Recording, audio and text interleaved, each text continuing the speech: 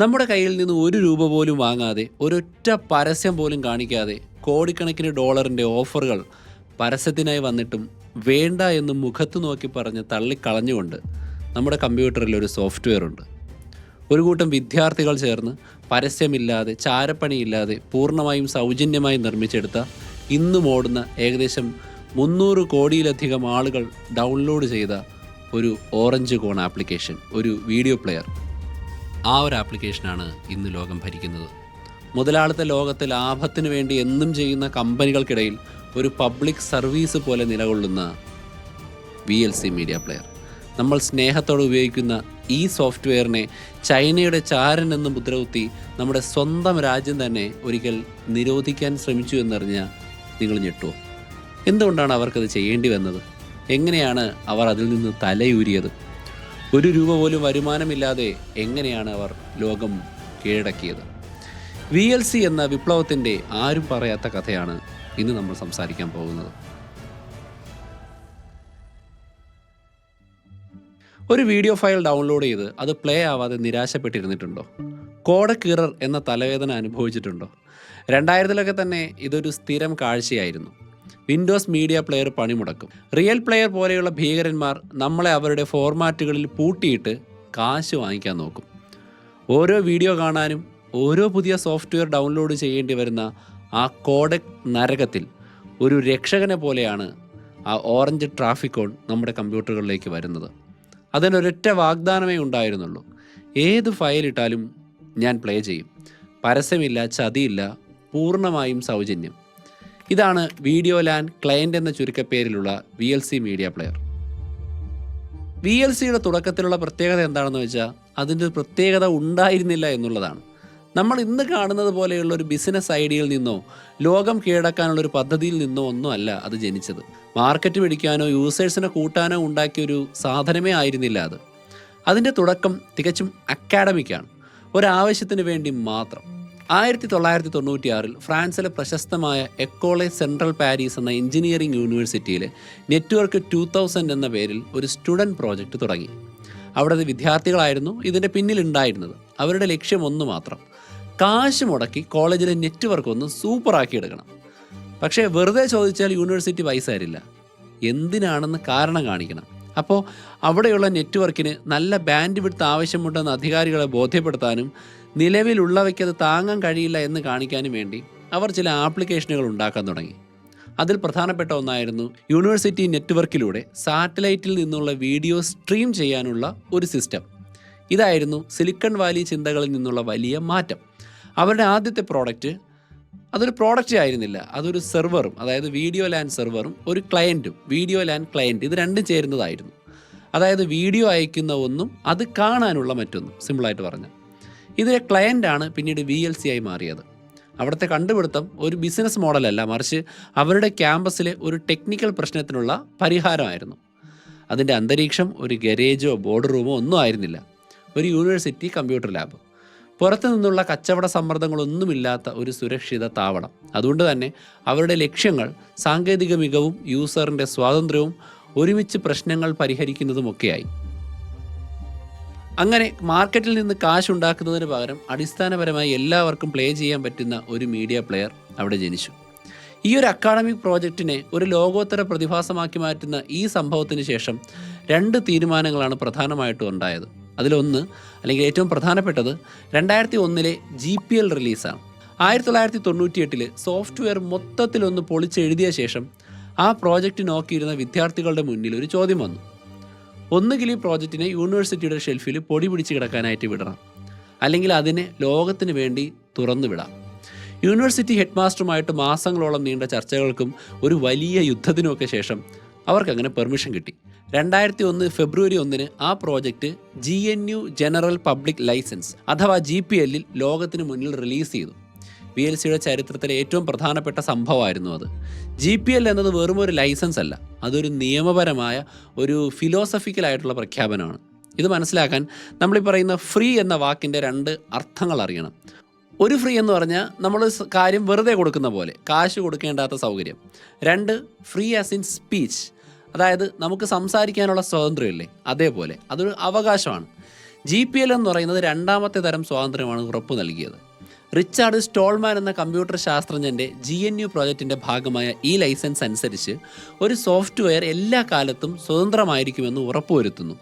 ആ ഒരൊറ്റ തീരുമാനം യൂണിവേഴ്സിറ്റിക്കുള്ളിൽ ഒതുങ്ങിയിരുന്ന ഒരു ടൂളിനെ ഒരു ഗ്ലോബൽ സ്വത്താക്കി മാറ്റി. അതിൻ്റെ ഫലം പെട്ടെന്നായിരുന്നു. സോഫ്റ്റ്വെയറിൻ്റെ കോഡ് എല്ലാവർക്കും കാണാനും മാറ്റം വരുത്താനുമുള്ള പെർമിഷൻ കിട്ടി. ലോകത്തിൻ്റെ പല ഭാഗത്തു നിന്നും ഡെവലപ്പർമാർ അതിൽ വർക്ക് ചെയ്യാൻ തുടങ്ങി. വെറും 6 മാസം കൊണ്ട് ഒരു വിൻഡോസ് വേർഷൻ പോലും പുറത്തിറങ്ങി. സെക്കൻഡ് കാര്യം, സിംപ്ലിസിറ്റിയെ ഒരു വെപ്പണാക്കി എന്നുള്ളതാണ്. എതിരാളികളായ കമ്പനികൾ അവരുടെ പ്ലെയറുകളിൽ സ്വന്തം ഫോർമാറ്റുകളും പരസ്യങ്ങളും DRM അതായത് ഡിജിറ്റൽ റൈറ്റ് മാനേജ്മെൻറ്റ് പോലെയുള്ള നിയന്ത്രണങ്ങളും കുത്തി നിറച്ചപ്പോൾ VLCയുടെ കമ്മ്യൂണിറ്റി ഒരൊറ്റ കാര്യത്തിൽ മാത്രം ശ്രദ്ധിച്ചു: യൂണിവേഴ്സൽ പ്ലേബാക്ക്. അങ്ങനെയാണ് അത് എന്തും പ്ലേ ചെയ്യുമെന്ന പേരിലേക്ക് വരുന്നത്. അതൊരു മാർക്കറ്റിംഗ് തന്ത്രമൊന്നുമല്ല, അതൊരു ടെക്നോളജിക്കലായിട്ടുള്ള ഉറപ്പായിരുന്നു. ലോകമെമ്പാടുമുള്ള ഒരു കൂട്ടം വോളണ്ടിയർമാർ പല ഫോർമാറ്റുകളും പൊളിച്ചടുക്കി പഠിച്ച് FFmpeg അതായത് fast forward moving picture expert group പോലെയുള്ള ഓപ്പൺ സോഴ്സ് കോഡുകൾ അതിലേക്ക് ചേർത്തുകൊണ്ടേയിരുന്നു. ഈ FFmpeg എന്നത് ഒരു വീഡിയോകളുടെ യൂണിവേഴ്സൽ ട്രാൻസ്ലേറ്റർ പോലെയാണ്. ഏത് ഭാഷയിലുള്ള വീഡിയോയെയും മനസ്സിലാക്കാൻ കഴിയുന്ന ഒരു കൂട്ടം ലൈബ്രറികൾ. പ്രധാനപ്പെട്ട കാര്യങ്ങളിൽ മാത്രം ശ്രദ്ധിക്കുക. 0 പ്രൈസ്, ചാരപ്പണികളോ പരസ്യമോ ഇല്ല. ഇതെല്ലാം ചേർന്നപ്പോൾ ആദ്യത്തെ യൂസേഴ്സുമായി ഒരു പൊട്ടാത്ത ബന്ധം സ്ഥാപിക്കാൻ VLCക്ക് കഴിഞ്ഞു. അവരായിരുന്നു അതിൻ്റെ ആദ്യത്തെ പ്രചാരകർ. വാക്കുകളിലൂടെ, അതായത് മൗത്ത് പബ്ലിസിറ്റി വഴി അവർ ആ ഓറഞ്ച് കോണിൻ്റെ കഥ എല്ലാവരിലേക്കും എത്തിച്ചു. അപ്പോൾ ഒരു ചോദ്യമുണ്ട്, ഇവരുടെ ഈ വിജയം ശരിക്കും ഉറപ്പുള്ളൊരു കാര്യമാണോ, അതോ അവർ ഈ രംഗത്ത് ആദ്യമായതുകൊണ്ടാണോ? സത്യത്തിൽ VLC എന്ന് പറയുന്നത് ആദ്യത്തെ മീഡിയ പ്ലെയർ ഒന്നും അല്ല. അതിൻ്റെ വിജയത്തിന് പിന്നിൽ എതിരാളികൾക്ക് പോലും കോപ്പി അടിക്കാൻ പറ്റാത്തൊരു കാര്യം ഉണ്ടായിരുന്നു. അതൊരു ടെക്നോളജിയിലല്ല, മറിച്ച് അതിൻ്റെ നിയമപരമായി സംരക്ഷിക്കപ്പെട്ട ഘടനയിലാണ്. GPL ലൈസൻസ് എടുത്തതോടെ എംബ്രാസ്, എക്സ്റ്റെൻഡ്, എക്സ്റ്റിങ്ക്വിഷ് അതായത് ആശ്ലേഷിക്കുക, വികസിപ്പിക്കുക, ഇല്ലാതാക്കുക എന്ന മൈക്രോസോഫ്റ്റ് പോലെയുള്ള ഭീമന്മാരുടെ കുപ്രസിദ്ധമായ സ്ട്രാറ്റജി ഉപയോഗിക്കാൻ വരുന്ന ഏതൊരു കോർപ്പറേറ്റ് ഭീമൻ്റെ മുന്നിലും VLC ഒരു നിയമപരമായിട്ടുള്ള വിഷമായിട്ട് മാറി. അതായത് GPLലെ കോപ്പി ലെഫ്റ്റ് എന്ന് പറയുന്നൊരു നിയമമുണ്ട്. അതൊരു പുളിച്ച മാവ് പോലെയാണ്. എൻ്റെ കയ്യിലുള്ള പുളിച്ച മാവ് ഞാൻ നിങ്ങൾക്ക് തന്നാൽ നിങ്ങൾക്കത് വെച്ച് അപ്പം ഉണ്ടാക്കാം, മറ്റുള്ളവർക്ക് കൊടുക്കാം, വേണമെങ്കിൽ വിൽക്കുകയും ചെയ്യാം. പക്ഷേ നിങ്ങൾ ആ മാവിൽ നിന്നൊരു കഷ്ണം മറ്റൊരാൾക്ക് കൊടുക്കുകയാണെങ്കിൽ ഞാൻ നിങ്ങൾക്ക് തന്ന അതേ സ്വാതന്ത്ര്യത്തോടു കൂടി വേണം കൊടുക്കാൻ. അതിനെ നിങ്ങളുടെ സ്വന്തമാക്കി പൂഴ്ത്തി വയ്ക്കാൻ പറ്റില്ല. അതുപോലെ ഏതെങ്കിലും വലിയ കമ്പനി VLCയുടെ കോഡ് എടുത്ത് അതിൽ കുറച്ച് സ്പൈവെയറൊക്കെ തിരികെ സ്വന്തം പ്രോഡക്റ്റാക്കി വിൽക്കാൻ നോക്കിയാൽ പണി പാളും. കാരണം GPL നിയമം അനുസരിച്ച് അവർ മാറ്റം വരുത്തിയ കോഡ് പൊതുജനങ്ങൾക്ക് വേണ്ടി റിലീസ് ചെയ്യേണ്ടി വരും. ഈ ഒരൊറ്റ നീക്കം കൊണ്ട് അന്നത്തെ എല്ലാ എതിരാളികളുടെയും ബിസിനസ് മോഡലിനെ VLC ഒറ്റയടിക്ക് മലർത്തിയടിച്ചു. അതിൻ്റെ നിലനിൽപ്പിൻ്റെ രഹസ്യം അതിൻ്റെ ഫിലോസഫി ആയിരുന്നു. കച്ചവടത്തിൻ്റെ കളത്തിൽ മത്സരിക്കാൻ വിസമ്മതിച്ചതുകൊണ്ട് അത് ആൾറെഡി യുദ്ധം ജയിച്ചു. അതിൻ്റെ ഏറ്റവും വലിയ സ്ട്രാറ്റജി മാർക്കറ്റിനെ പൂർണ്ണമായിട്ടും നിരസിക്കുക എന്നതായിരുന്നു. ഈ വിചിത്രമായ ഈ ക്യാപിറ്റലിസ്റ്റിക് വിരുദ്ധ മനോഭാവമുള്ള മോഡൽ പിന്നീട് വളർന്നത് സാധാരണ ബിസിനസ് തത്വങ്ങളെല്ലാം കാറ്റിൽ പറത്തിക്കൊണ്ടാണ്. അതിൻ്റെ വളർച്ചയുടെ എൻജിൻ ഒരു സെയിൽസ് ടീമോ മാർക്കറ്റിംഗ് ബഡ്ജറ്റോ ഒന്നും ആയിരുന്നില്ല, മറിച്ച് യൂസേഴ്സിൻ്റെ വിശ്വാസ്യതയിൽ പടുത്തുയർത്തിയ ഒരു വോളണ്ടിയർ എക്കോണമി ആയിരുന്നു. ചതിക്കുഴികൾ നിറഞ്ഞ സോഫ്റ്റ്വെയർ ലോകത്ത് VLC ഒരു സത്യസന്ധമായ കരാർ മുന്നോട്ട് വെച്ചു. ഞങ്ങൾ നിങ്ങളുടെ ഫയലുകൾ പ്ലേ ചെയ്യും, നിങ്ങളെ ട്രാക്ക് ചെയ്യില്ല, കാശ് വാങ്ങില്ല, പരസ്യം കാണിക്കില്ല. ഈ ശുദ്ധതയായിരുന്നു അതിൻ്റെ ഏറ്റവും വലിയ ആകർഷണം. 2000കളിൽ DVDകളും DVX, MKV ഫയലുകളും ഒക്കെ വന്നപ്പോൾ ഈ തലവേദനയൊക്കെ തീർക്കാൻ കഴിയുന്ന ഒരു പ്ലെയറിൻ്റെ ആവശ്യം കൂടുകയാണ് ചെയ്തത്. സൗജന്യവും ലോഡ് കുറഞ്ഞതുമായതുകൊണ്ട് അത് കാട്ടുതീ പോലെ പടർന്നു. ഈ വലിയ യൂസർ ബേസ് അതിലേക്ക് കോൺട്രിബ്യൂട്ട് ചെയ്യാൻ കഴിവുള്ള ഒരു കൂട്ടം ആളുകളെ സൃഷ്ടിച്ചു. ലോകമെമ്പാടുമുള്ള പ്രോഗ്രാമർമാരും ടെസ്റ്റർമാരുമൊക്കെയായ യൂസേഴ്സ് അവർ തന്നെ ഉപയോഗിക്കുന്ന ഈ ടൂളിനെ മെച്ചപ്പെടുത്താൻ സ്വയം സമയം കണ്ടെത്താൻ തുടങ്ങി. സോ അതൊരു സൈക്കിളായിട്ട് മാറി. കൂടുതൽ യൂസേഴ്സ് കൂടുതൽ ഡെവലപ്പർമാരെ കൊണ്ടുവന്നു. അത് സോഫ്റ്റ്വെയറിനെ കൂടുതൽ ബെറ്റർ ആക്കി. അത് വീണ്ടും യൂസേഴ്സിനെ അട്രാക്റ്റ് ചെയ്തു. പക്ഷേ ഈ ലോകവ്യാപകമായ വോളണ്ടിയറിംഗ് വർക്കിനെ താങ്ങി നിർത്താൻ ഒരു ഒഫീഷ്യൽ സിസ്റ്റം വേണം. അങ്ങനെയാണ് 2009 ഫ്രാൻസിൽ വീഡിയോ ലാൻ എന്ന പേരിൽ ഒരു നോൺ പ്രോഫിറ്റ് സംഘടന രൂപീകരിക്കുന്നത്. അതോടെ കാര്യങ്ങൾക്കൊരു ലീഗലായിട്ടുള്ള ഫ്രെയിംവർക്ക് വന്നു. സംഭാവനകൾ സ്വീകരിക്കാനും സെർവറുകൾ പോലെയുള്ള കാര്യങ്ങൾ നോക്കാനും ഏറ്റവും പ്രധാനമായി ഒരു ലീഗൽ ഇഷ്യൂ വന്നാൽ അതിനെ ഹാൻഡിൽ ചെയ്യാനും സംഘടനയ്ക്ക് പറ്റി. ഈ ഒരു സ്ട്രക്ചർ കാരണം ഒരു സോഫ്റ്റ്വെയർ കമ്പനിയുടെ ഏറ്റവും വലിയ 2 ചെലവുകൾ, ഒന്ന് ഡെവലപ്പർമാരുടെ ശമ്പളം, 2 പേറ്റന്റ് ലൈസൻസിങ് ഫീസ്, ഇത് രണ്ടും പൂർണ്ണമായി ഒഴിവാക്കാൻ VLCക്ക് സാധിച്ചു. ഫ്രാൻസിൽ സോഫ്റ്റ്വെയർ പേറ്റൻറ്റുകൾക്ക് വലിയ വിലയില്ലാത്തതും അവർക്ക് ഗുണമായി. അതോടെ വളരെ ചെറിയ ബഡ്ജറ്റിൽ എത്ര വേണമെങ്കിലും വളരാൻ കഴിയുന്ന ഒരു മോഡലായിട്ടത് മാറി. ഈ ഘട്ടത്തിലാണ് കഥയിലേക്ക് നമ്മുടെ നായകൻ വരുന്നത്, ജീൻ ബാപ്റ്റിസ്റ്റ് കെംഫ്. 2003 അതേ യൂണിവേഴ്സിറ്റിയിലെ ഒരു വിദ്യാർത്ഥിയായിട്ടാണ് കെംഫ് ഈ പ്രോജക്റ്റിലേക്ക് ചേരുന്നത്. പിന്നീട് അതിൻ്റെ പ്രധാനികളിൽ ഒരാളായി മാറുകയും ചെയ്തു. ഇന്ന് വീഡിയോ ലാൻഡ് സംഘടനയുടെ പ്രസിഡന്റുമാണ് അദ്ദേഹം. VLCയെ ഒരു സ്റ്റുഡൻറ്റ് പ്രോജക്റ്റിൽ നിന്നും ഒരു ഗ്ലോബൽ ഫിനോമിനനാക്കി മാറ്റിയതിൽ അദ്ദേഹത്തിന് വളരെയധികം പങ്കുണ്ട്. കെംഫിൻ്റെ നേതൃത്വത്തിലാണ് VLCയുടെ സംസ്കാരം കൂടുതൽ സ്ട്രോങ് ആവുന്നത്. കാശ് ഉണ്ടാക്കുന്നതിനേക്കാൾ സാങ്കേതിക മികവിനും യൂസറിൻ്റെ സ്വാതന്ത്ര്യത്തിനും അദ്ദേഹം വില കൽപ്പിച്ചു. VLCയുടെ കൂടെ പരസ്യ ടൂൾ ബാറുകൾ ചേർക്കാൻ വേണ്ടി പല കമ്പനികളും കോടിക്കണക്കിന് ഡോളർ ഓഫർ ചെയ്തിരുന്നു. പക്ഷേ ഇതൊക്കെ നിരസിച്ചത് ആരോട് ആലോചിച്ചുകൊണ്ടല്ല കെംഫ് ചെയ്തത്. അതൊന്നും ഞങ്ങൾക്ക് താല്പര്യമുള്ള കാര്യമല്ല എന്നായിരുന്നു അദ്ദേഹത്തിൻ്റെ മറുപടി. അത് ആ പ്രോജക്റ്റിൻ്റെ DNA ഭാഗമായിരുന്നു. ഈ ഒരു കച്ചവട വിരുദ്ധ നിലപാട് അവർക്കൊരു പബ്ലിക് ഗ്യാരണ്ടിയായി മാറി. അത് യൂസേഴ്സിൻ്റെ വിശ്വാസം പിന്നെയും കൂട്ടി. എന്നാൽ ഈ കുതിപ്പിനിടയിലും ചില വിള്ളലുകൾ പ്രത്യക്ഷപ്പെട്ടു തുടങ്ങിയിരുന്നു. കച്ചവടപരമായ പ്രശ്നമല്ല, മറിച്ച് ഘടനാപരമായിട്ടുള്ള പ്രശ്നം. പ്രോജക്റ്റ് ഡീസെൻട്രലൈസ്ഡ് ആണെന്ന് പറഞ്ഞാലും അതിൻ്റെ ഗതി നിർണ്ണയിച്ചിരുന്നത് കെംഫിനെ പോലെയുള്ള വളരെ കുറച്ച് പ്രധാനപ്പെട്ട വ്യക്തികളാണ്. ഇതൊരു കീ പേഴ്സണൽ റിസ്ക് ഉണ്ടാക്കി. അതായത് ആ പ്രധാനപ്പെട്ട 1-2 ആളുകൾക്ക് എന്തെങ്കിലും സംഭവിച്ചാൽ പ്രോജക്റ്റ് തന്നെ ഡേഞ്ചറാവും. പിന്നെ ഒരു വിജയം കൊണ്ടുണ്ടാകുന്ന ഒരു പ്രോബ്ലമാണ്, ലോകം മുഴുവൻ ഉപയോഗിക്കുന്ന ഒരു അടിസ്ഥാന സൗകര്യമായി VLC മാറിയപ്പോൾ ഈ വോളണ്ടിയർ ഡൊണേഷൻ മോഡലിന് പ്രഷർ കൂടി. മെയിൻ്റനൻസ് എന്ന് പറയുന്ന വളരെ വലിയ പ്രശ്നമായി. സുരക്ഷാ പ്രശ്നങ്ങൾ ഗൗരവമുള്ളതായി. കാരണം ചെറിയൊരു പാളിച്ച പോലും കോടിക്കണക്കിന് യൂസേഴ്സിനെ ബാധിക്കും. ഇതിൻ്റെ ഫലമായിട്ടാണ് യൂറോപ്യൻ യൂണിയൻ്റെ ഫണ്ടോടെ ഒരു ബഗ് ബൗണ്ടി പ്രോഗ്രാം തുടങ്ങുന്നത്. അതൊരു സൂചനയായിരുന്നു ഇത്രയും വലിയ ടൂളിനെ സംരക്ഷിക്കാൻ വെറും വോളണ്ടിയർ മാത്രം പോരാ എന്നുള്ളത്. പക്ഷേ ഏറ്റവും വലിയ വിള്ളൽ വന്നത് ടെക്നോളജി മാറുന്നതിനനുസരിച്ചാണ്. ഡെസ്ക്ടോപ്പ് ലോകത്ത് അവർക്ക് പരിചയമായി നിന്ന അതേ GPL ലൈസൻസ് മൊബൈൽ യുഗത്തിൽ അവർക്കൊരു കെണിയായി മാറുകയായിരുന്നു. ആപ്പിളിൻ്റെ ആപ്പ് സ്റ്റോർ പോലെയുള്ള അടഞ്ഞ ലോകങ്ങളിലെ നിയമങ്ങളുമായിട്ട് GPLലെ കർശനമായ വ്യവസ്ഥകൾ ഒത്തുപോകുമായിരുന്നില്ല. അപ്പോൾ ശരിക്കും അവർ വളർന്നത് സ്ട്രക്ചറലി ഉറപ്പുള്ള ഒരു മോഡലിലാണോ അതോ വളർച്ച കൊണ്ട് പ്രശ്നങ്ങൾ മറച്ചു വയ്ക്കുകയായിരുന്നോ എന്നുള്ളൊരു ചോദ്യമുണ്ട്. എല്ലാവർക്കും സൗജന്യവും സ്വതന്ത്രവുമായിട്ടുള്ളൊരു മീഡിയ പ്ലേബാക്ക് എന്ന ലക്ഷ്യത്തിന് വേണ്ടി അവരുടെ മോഡൽ കറക്റ്റായിരുന്നു. പക്ഷേ അത് വളർന്നപ്പോൾ പ്രശ്നങ്ങൾ പുറത്തേക്ക് വരാൻ തുടങ്ങി. അങ്ങനെയാണ് മറ്റൊരു ഭൂകമ്പം അല്ലെങ്കിൽ വലിയൊരു ട്വിസ്റ്റ് വരുന്നത്. VLC നേരിട്ട ഏറ്റവും വലിയ വെല്ലുവിളി ഒരു എതിരാളിയോ ഒരു സുരക്ഷാ വീഴ്ചയോ ആയിരുന്നില്ല. അത് കമ്പ്യൂട്ടിങ്ങിലെ തലമുറ മാറ്റമായിരുന്നു. ആപ്പിളിൻ്റെ iOSഉം അതിൻ്റെ കർശന നിയന്ത്രണങ്ങളുള്ള ഒരു ആപ്പ് സ്റ്റോറും നിലനിൽപ്പിന് ഭീഷണിയായി മാറി. അതായിരുന്നു ആപ്പ് സ്റ്റോർ പ്രോബ്ലം. പ്രശ്നം ടെക്നിക്കലല്ല, നിയമപരവും തത്വശാസ്ത്രപരവുമാണ്. VLCയുടെ നിയമപരമായിട്ടുള്ള അടിത്തറയായിട്ടുള്ള GPL v2 ലൈസൻസ് പറയുന്നത് ആ കോഡ് ഉപയോഗിച്ചുണ്ടാക്കുന്ന ഏതൊരു ആപ്ലിക്കേഷനും യൂസറിന് 4 തരം സ്വാതന്ത്ര്യങ്ങൾ കൊടുക്കുമെന്നാണ്. അതിൽ സോഫ്റ്റ്വെയർ മാറ്റം വരുത്താനും മറ്റുള്ളവർക്ക് ഡിസ്ട്രിബ്യൂട്ട് ചെയ്യാനുമുള്ള സ്വാതന്ത്ര്യവും ഉൾപ്പെടും. എന്നാൽ ആപ്പിളിൻ്റെ ആപ്പ് സ്റ്റോറിന് അതിൻ്റേതായ നിയമങ്ങളുണ്ട്. DRM പോലെയുള്ള നിയന്ത്രണങ്ങളും സോഫ്റ്റ്വെയർ റീഡിസ്ട്രിബ്യൂഷൻ ചെയ്യുന്നതിനുള്ള വിലക്കുകളും ഒക്കെയുണ്ട്. സോ ഇത് GPLൻ്റെ അടിസ്ഥാനപരമായിട്ടുള്ള റൂൾസിന് എതിരാണ്. ഈ നിയമപരമായ പൊരുത്തക്കേട് ഒരു വലിയ മതിലായി മാറി നിന്നു. 2011 ഈ പ്രശ്നം സ്ട്രോങ് ആയി. VLCയെ ആപ്പിൾ സ്റ്റോറിൽ നിന്ന് പുറത്താക്കി. അതൊരു പ്രധാനപ്പെട്ട പ്രശ്നമാണ്. ഏത് ഓപ്പറേറ്റിംഗ് സിസ്റ്റത്തിലും ഓടും എന്ന പേര് കേട്ട ഒരു പ്രോജക്റ്റിന് ലോകത്ത് ഏറ്റവും വേഗത്തിൽ വളരുന്ന ഒരു പ്ലാറ്റ്ഫോമിൽ നിന്ന് പുറത്തു പോകേണ്ട അവസ്ഥ ഉണ്ടായല്ലോ. സോ അവരുടെ മുന്നിൽ 2 വഴിയേ ഉണ്ടായിരുന്നുള്ളൂ. ഒന്നുകിൽ ഈ പുതിയ ലോകത്തെ ഉപേക്ഷിച്ച് ഒരു ഡെസ്ക്ടോപ്പ് കാലഘട്ടത്തിലെ ഓർമ്മയായി മാറുക, അല്ലെങ്കിൽ ലോകത്തെ ഒരുപാട് പേരെ സംരക്ഷിച്ച അവരുടെ DNAയിൽ മാറ്റം വരുത്തുക. GPLൽ തന്നെ ഉറച്ചു നിന്നിരുന്നെങ്കിൽ അതൊരു വിജയമാകുമായിരുന്നു. പക്ഷേ ക്രമേണ ഈ ആപ്ലിക്കേഷൻ മറന്നുപോകും. പക്ഷേ കെംഫിൻ്റെ നേതൃത്വത്തിൽ നടന്ന ഒരു പ്രതികരണം ഉണ്ടായി. അതൊരു മാസ്റ്റർ ക്ലാസ് ആയിരുന്നു. അവർ തത്വങ്ങളെ ബലി കഴിച്ചില്ല, പകരം പുതിയ ലോകത്തിനനുസരിച്ച് അവരുടെ നിയമപരമായിട്ടുള്ള സ്ട്രക്ചറിനെ മാറ്റി. 2011 പഴയ കോൺട്രിബ്യൂട്ടർമാരെ എല്ലാം ബന്ധപ്പെട്ട അനുവാദം വാങ്ങിയ ശേഷം വീഡിയോ ലാൻഡ് ടീം VLCയുടെ കോർ എഞ്ചിനായിട്ടുള്ള LIB VLCയെ GPL v2ൽ നിന്ന് കുറച്ചുകൂടി സിമ്പിളായിട്ടുള്ള LGPL, അതായത് ലെസ്സർ ജനറൽ പബ്ലിക് ലൈസൻസ് എന്ന ലൈസൻസിലേക്ക് മാറ്റി. അതായിരുന്നു പ്രധാന തീരുമാനം. മനസ്സിലായില്ലല്ലോ? ഇതെങ്ങനെയാണ് പ്രശ്നം പരിഹരിച്ചതെന്ന് സിമ്പിളായിട്ട് ഞാൻ പറഞ്ഞുതരാം. ഒരു കാർ ഓർക്കുക. VLC എന്ന കാറിൻ്റെ എഞ്ചിനാണ് LIB VLC. LGPL ലൈസൻസ് പ്രകാരം ആർക്ക് വേണമെങ്കിലും ആ എഞ്ചിൻ എടുത്ത് അവരുടെ സ്വന്തം കാർ ഉണ്ടാക്കാം.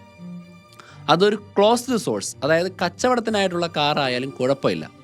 എന്നാൽ VLC എന്ന ഒറിജിനൽ കാറിൻ്റെ ഡിസൈൻ, അതിൻ്റെ ബോഡി, സീറ്റുകൾ, സ്റ്റിയറിങ്, അതായത് നമ്മൾ കാണുന്ന VLC മീഡിയ പ്ലെയർ, അത് ഇപ്പോഴും GPL ലൈസൻസിൽ തന്നെയാണ്.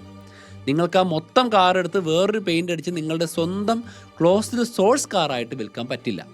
പക്ഷേ അതൊരു പൂർണ്ണമായ കീഴടങ്ങലും അല്ല. സ്വന്തം ഐഡൻറ്റിറ്റി സംരക്ഷിക്കാൻ അവർ നിയമപരമായ നീക്കത്തെ ട്രേഡ് മാർക്ക് നിയമം കൊണ്ട് ബലപ്പെടുത്തി. VLC എന്ന പേരിൻ്റെയും ആ ഓറഞ്ച് കോൺ ലോഗോയുടെയും ട്രേഡ് മാർക്ക് വീഡിയോ ലാൻ എന്ന സംഘടനയുടെ പേരിലാണ്. അത് ഓപ്പൺ സോഴ്സ് ആപ്ലിക്കേഷനുകൾക്ക് മാത്രമേ ഉപയോഗിക്കാൻ പാടുള്ളൂ എന്നാണ് നിയമം. അപ്പോൾ ഒരു കമ്പനിക്ക് വേണമെങ്കിൽ VLCയുടെ ശക്തമായ എൻജിൻ ഉപയോഗിച്ച് സ്വന്തമായ ഒരു മീഡിയ പ്ലെയർ ഉണ്ടാക്കാം. പക്ഷേ അതിനെ VLC എന്ന് വിളിക്കാനോ ലോഗോ ഉപയോഗിക്കാനോ പറ്റില്ല.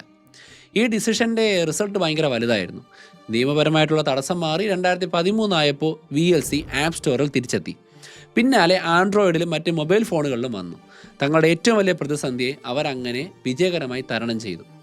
ഇത് അവരുടെ അപാരമായിട്ടുള്ള കഴിവാണ് കാണിച്ചു തന്നത്. ഒരു ലക്ഷ്യവും അതിലേക്കുള്ള വഴിയും തമ്മിലുള്ള വ്യത്യാസം നന്നായിട്ടറിയാവുന്ന team.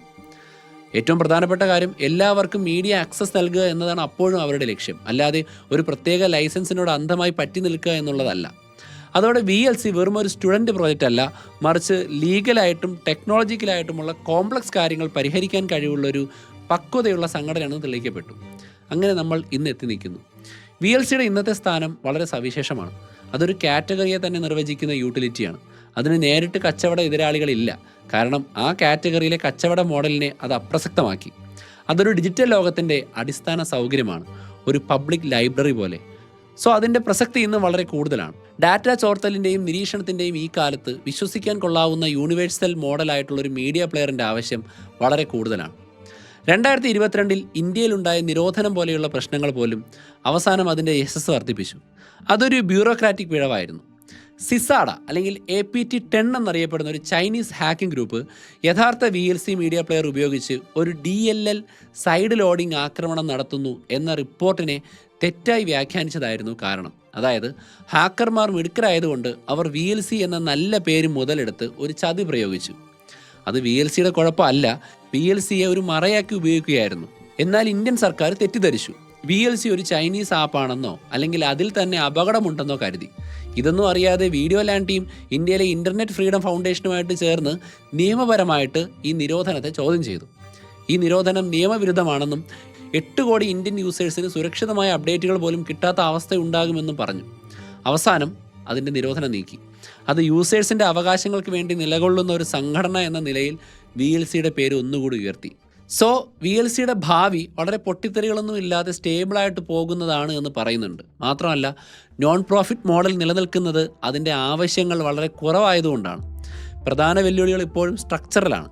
Key personal risk, volunteer കമ്മ്യൂണിറ്റിയുടെ ദീർഘകാലമായിട്ടുള്ള ആരോഗ്യം, അടുത്ത് വരുന്ന വലിയ എക്സ്പെരിമെൻറ്റുകൾ, ആളുകൾ ലോക്കൽ ഫയലുകൾ കാണുന്നത് കുറഞ്ഞ് സ്ട്രീമിങ്ങിലേക്ക് കൂടുതൽ പോകുന്നത് ഒക്കെ വലിയ പ്രശ്നങ്ങളാണ്. മാത്രമല്ല ഇനി വലിയ മാറ്റങ്ങൾ ഉൾക്കൊള്ളാനുള്ള കഴിവ് എത്രത്തോളം ഉണ്ട്, LGPLലേക്ക് മാറിയപ്പോൾ എത്രത്തോളം ബുദ്ധിമുട്ടുണ്ടെന്ന് കണ്ടതാണ്. സോ VLCയുടെ യാത്രയിൽ നിന്നുള്ള ഏറ്റവും പ്രധാനപ്പെട്ട പാഠം എന്ന് പറയുന്നത് യൂസറിനെ ചതിക്കുന്ന മാർക്കറ്റിനുള്ളിൽ യൂസറിൻ്റെ കൂടെ വിട്ടുവീഴ്ചയില്ലാതെ നിൽക്കുന്നതാണ് ഏറ്റവും സ്ട്രോങ് ആയിട്ടുള്ളതും നല്ലതുമായ സ്ട്രാറ്റജി. വാല്യൂ സൃഷ്ടിക്കാൻ ഒരു ബിസിനസ് മോഡലിൻ്റെ ആവശ്യമില്ല എന്നതിൻ്റെ ഏറ്റവും വലിയ തെളിവാണ് VLC. ഒരു കച്ചവട സ്ഥാപനത്തിൻ്റെ എല്ലാ ചിലവുകളും, അതായത് സെയിൽസ്, മാർക്കറ്റിംഗ്, ഷെയർ ഹോൾഡർമാരുടെ സമ്മർദ്ദം, പേറ്റൻറ്റ് വാർ, ഡാറ്റ കച്ചവടം ഇവയെല്ലാം ഒഴിവാക്കിയതിലൂടെ VLCക്ക് അതിൻ്റെ മുഴുവൻ എനർജിയും ഒറ്റ ലക്ഷ്യത്തിന് വേണ്ടി ഫോക്കസ് ചെയ്യാൻ പറ്റി. യൂസറിനെ നല്ല രീതിയിൽ സേവിക്കുക. ഒരു നിയമപരമായിട്ടുള്ള ലൈസൻസും ഒരു സംഘടനാ ഘടനയും കോടിക്കണക്കിന് ഡോളറിൻ്റെ മാർക്കറ്റിംഗ് ബഡ്ജറ്റിനേക്കാൾ വലിയ ആയുധങ്ങളായി മാറുമെന്ന് അത് നമ്മളെ പഠിപ്പിച്ചു. VLC പൊതുവെയുള്ള കളിയിൽ പങ്കെടുക്കാൻ വിസമ്മതിച്ചത് കൊണ്ടാണ് വിജയിച്ചത്. യൂസറെ ഒരിക്കലും ചതിക്കില്ല എന്നുള്ള തത്വശാസ്ത്രവും ഉറപ്പുവരുത്തി. അങ്ങനെ വിശ്വാസത്തിൻ്റെ കോട്ട പണിതു. നമ്മുടെ ഇന്നത്തെ കാലത്ത് ഇത്രത്തോളം കോമ്പറ്റീഷനൊക്കെ നടക്കുന്ന സർവീസുകൾക്ക് അത്രത്തോളം പണം വാങ്ങിക്കുന്ന സാഹചര്യത്തിൽ VLC എപ്പോഴും ഒരു മാതൃകയാണ്. നന്ദി.